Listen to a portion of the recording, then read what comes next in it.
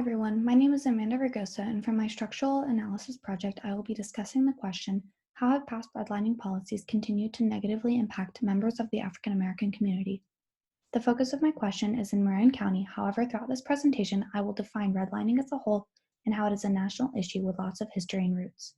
The issue of redlining has large impacts on the community and has continued to affect individuals over time, and Marin County is just a prime example. Here's a brief overview of what I will be discussing throughout my presentation. I will be defining redlining and how it has contributed to racial segregation while negatively impacting the African American community. I will do this by answering the questions that fall under the what, so what, and now what category. I selected this topic mainly because of my experiences interacting with the young students while volunteering at Women Helping All People. By volunteering at Women Helping All People, I've been able to understand a lot more about Golden Gate Village and the residents living there. Being present in this community has allowed me to engage with my community partner and gain more memorable experiences. I had no idea about some of the current conditions of their classroom setting and their limited access to specific educational tools until I saw it for myself. By getting close and interacting with the individuals in this community, I have learned about some of the ways that they have faced inequality. This inspired me to develop my research question, which aims to uncover one of the many social structures that have impacted past and current generations living in Marin City. Secondly, my interactions with Royce, an activist in the community, and the woman who runs Women Helping All People, and Mariah, another teacher at Women Helping All People who previously graduated from Dominican, helped me to gain an interest in understanding these past redlining policies and their impacts on not only the youth, but the community as a whole. Royce was able to explain to me what drives her work and commitment to support individuals to overcome these structural barriers. Her response was very clear, and that this job was and always will be her calling. I found her passion to make a change in the community very inspiring, and this was a passion that I saw in Mariah as well as I listened to her explain redlining policies and their negative contributions to current segregation. WHAP stands for Women Helping All People. It is located in Marin City in Golden Gate Village, and a majority of the tenants are African American and living below the poverty line. Most of the young students that are taught at Women Helping All People live in the housing around the school, and the school is run within the housing structures. By challenging their students and teaching them about their own cultural backgrounds, Women Helping All People is able to better prepare students for the future. The teachers at this school work to provide their students with higher learning and foundation and curriculum. They have rigorous coursework and expect more from their students in order to prepare them for high school and a college education. Teachers at Women Helping All People work to provide an education that builds critical consciousness and understanding of structural inequities so that they can address them. By addressing this, students are able to better grasp this idea of social structures and how they will be able to go against them in the future. To the right, you will see an image of Royce in front of the housing structures and school, Women Helping All People. What is Women Helping All People's mission? Helping All People Scholastic Academy's mission is to develop our children's young minds so that they may become successful scholars who display a strong sense of self-worth, purpose, and community responsibility. We provide a loving, nurturing, and supportive environment that enables our students to strive for excellence and to become godly leaders of tomorrow. What are some of the programs they offer? Women Helping All People offers an after-school Safe House tutorial program. This is an in and after-school tutorial program for students K through high school. Within this program, they emphasize work with children who are 1 or more grade levels behind in 2 or more subject areas. It runs Mondays through Thursdays, 3 to 6 p.m., not including holidays. Teachers serve snacks to students so that they're able to work without feeling hungry, and tutors are readily available to guide students through homework assignments. Secondly, Women Helping All People has a Scholastic Academy, which is a private Christian academy for children K through 8. To the right, you will see an image of the outside of the school and residence homes. In addition to the after-school program and academy, Women Helping All People provides residents with access to computer literacy courses, a Finders Keepers shop, which is a free shop for clothing and household goods, GED ESL literacy class, which tutors and teaches English, and family help and counseling. To the left, you will see an image of what one of the classrooms at Women Helping All People looks like. What is the specific issue you are researching? I have done research on redlining and how it has contributed to racial segregation while negatively impacting communities. Let's start with what is redlining. In the article, The History of Redlining, the author Beatrix Lockwood defines the key concept of redlining and how it is a process by which banks and other institutions refuse to offer mortgages or offer worse rates to customers in certain neighborhoods based on their racial and ethnic composition. It is one of the clearest examples of institutionalized racism in the history of the United States. Although the practice was formally outlawed in 1968 with the passage of the Fair Housing Act, it continues in various forms today. Even after slavery, the government was enforcing housing segregation through exclusionary zoning laws. These laws and policies are completely racist and iniquitous, and they prohibited the sale of homes to certain racial groups. Communities were labeled on maps and were color-coded: green, best; blue, still desirable; yellow, definitely declining; and red, hazardous. Minorities, primarily African American residents, were often the major population in the red zones, and these red areas were labeled as being ineligible for FHA backing due to their undesirable population. Lockwood emphasizes how these racist redlining policies were enacted in over 200 American cities. After the Supreme Court ruled this law unconstitutional, homeowners swiftly replaced them with racially restrictive covenants, which are agreements between property owners which ban the sale of homes in a neighborhood to certain racial groups. The Supreme Court did not find these restrictive covenants unconstitutional until 1947. However, these practices were implemented so much that it was impossible to undo. How is this specific issue related to Women Helping All People's mission? To start, I would like to include some information on how redlining began in Marin City and how it became a majority African American community. Within an article from The Guardian, they discuss how originally the tenants in Golden Gate Village moved to the area during World War II, and that African American workers were left to take over the businesses in the area that the white owners had left behind. However, in the early 1960s, the government tore down the wartime residencies.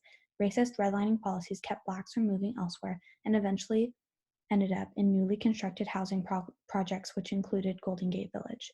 Since African Americans were redlined into these communities in the past and during the early 1960s, they have only continued to struggle. Women Helping All People's mission, as mentioned previously and in short, is to provide youths in the community with access to educational tools in order to help them to become leaders of tomorrow. Due to previous redlining policies, this community in Golden Gate Village has suffered and been deprived of many resources that other more privileged or green and blue communities may have access to. Redlining policies have had a profound impact on minorities, in many neighborhoods, like Marin City, that were labeled yellow or red by the HOLC back in the 1930s, are still underdeveloped compared to green and blue neighborhoods with largely white populations. These red and yellow neighborhoods currently lack basic services: healthcare, maintenance, job opportunities, transportation, educational tools, etc. Although redlining policies have been put to an end, many communities are still having difficulty recovering.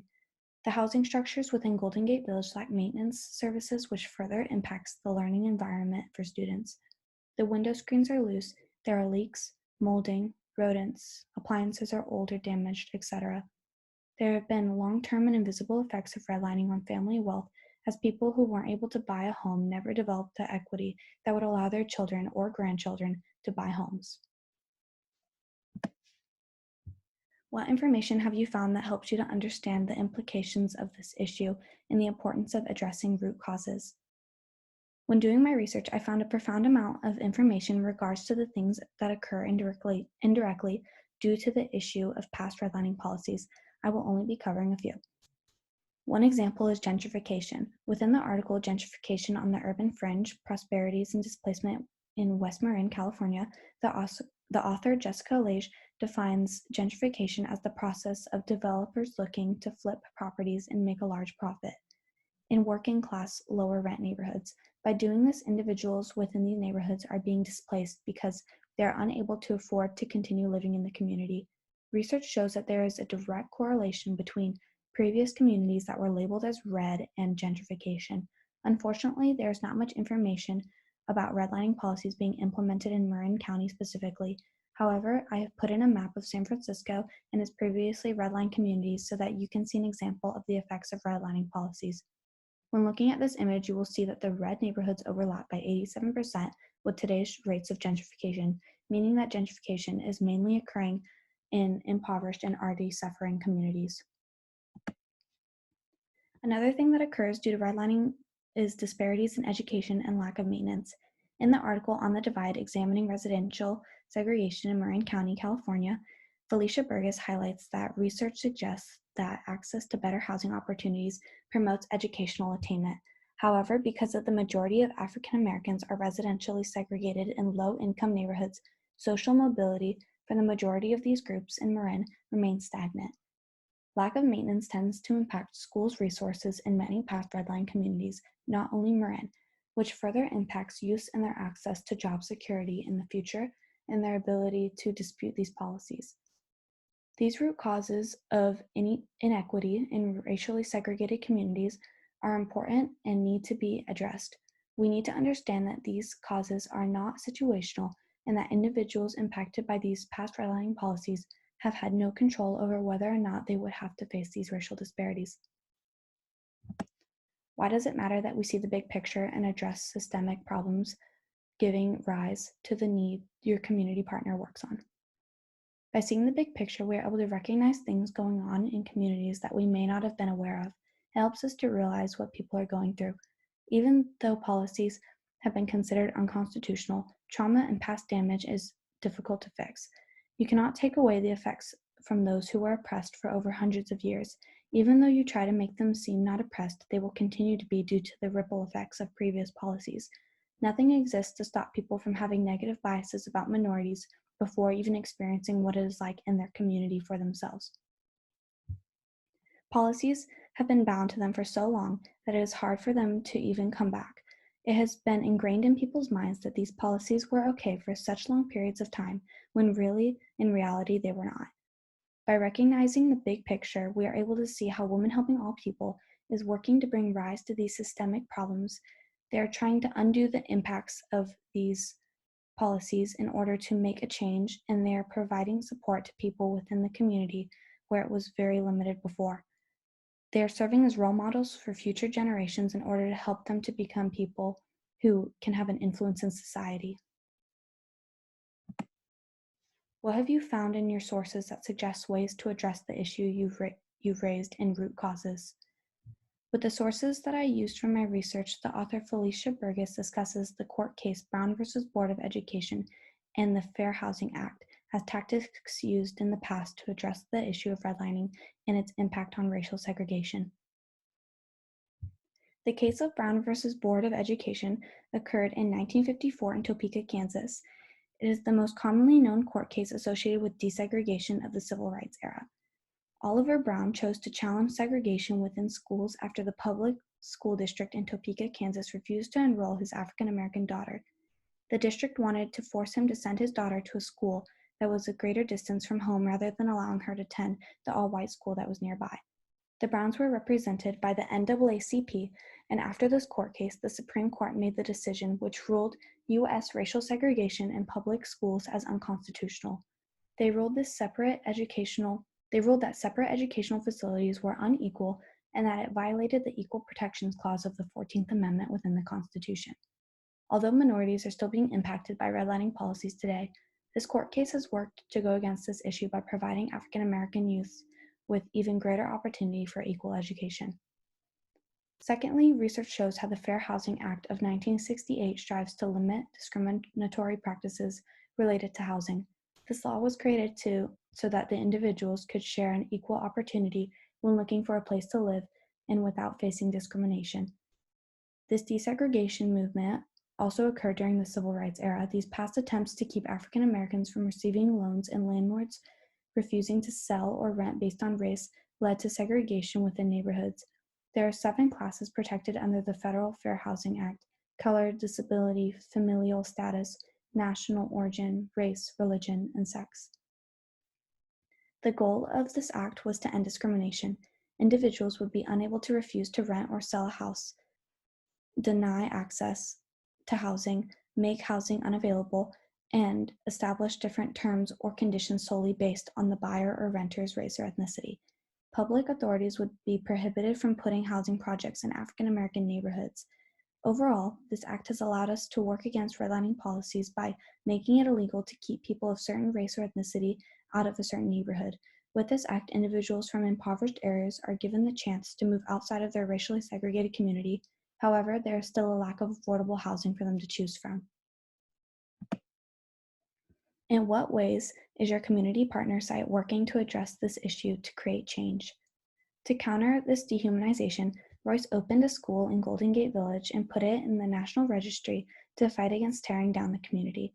Since this school, Women Helping All People, and the housing are now considered a historical landmark, they cannot take it down. Royce and the community are able to fight against the people in power that make these obstacles intentionally in order to be sure that the community in Golden Gate Village faces all kinds of challenges in life so that they cannot succeed. By providing youths in the community with access to these tools, Women Helping All People is giving them the opportunity to thrive and attend a high school or even a college in the future. This will allow them to thrive in the workforce as well in order to pull them out of this endless cycle of financial instability that is being caused by redlining. Are particular models helpful in your opinion and estimation but supported by your research? Now what could be done? Some particular models that are helpful that a couple of articles recommended was open dialogue. Burgess and Varian both advocate for keeping discussions open for both the residents being impacted and those in control of what is going to be done. For example, the author Varian spoke with the agency that manages Golden Gate Village, and they explained how they are working to involve tenants in each step of the planning process, including in discussions for increasing community space and maintaining historical heritage of the site. Many communities that have been impacted by previous redlining policies may be able to benefit from these models within Marin City.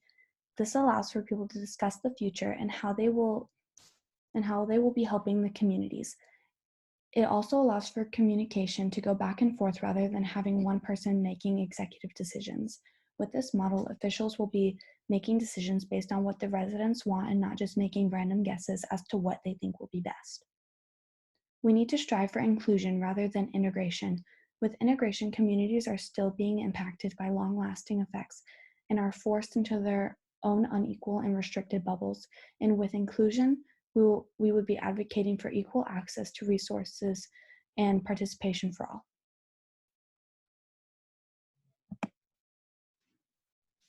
Are the root causes being addressed, or is a triage disaster scenario still being used? Overall, there is still not enough coverage of this social structure of redlining. Personally, I was unaware of these past redlining policies until I started volunteering at Women Helping All People. When mentioning these policies to classmates, friends, and family, I have learned that almost no one knows about it. Past redlining policies are not something that has been about very much. We need to eliminate this out of sight, out of mind mentality and recognize that this social structure has been extremely impactful in the way that it has affected racially segregated communities today. It is something that has been attempted to be addressed, but there is just not enough movement. Even after big movements to desegregate and allow for equality like voting rights and Brown v. Board, these communities are still being negatively affected. People think that they could just sit back and let these past injustices fix themselves, when in reality, we need to take action. Everything is a fight in these communities, and it is important that we realize how these past redlining policies are not being addressed. Here are the 5 academic articles that I used to find research on my structural analysis presentation. Thank you for listening to my presentation.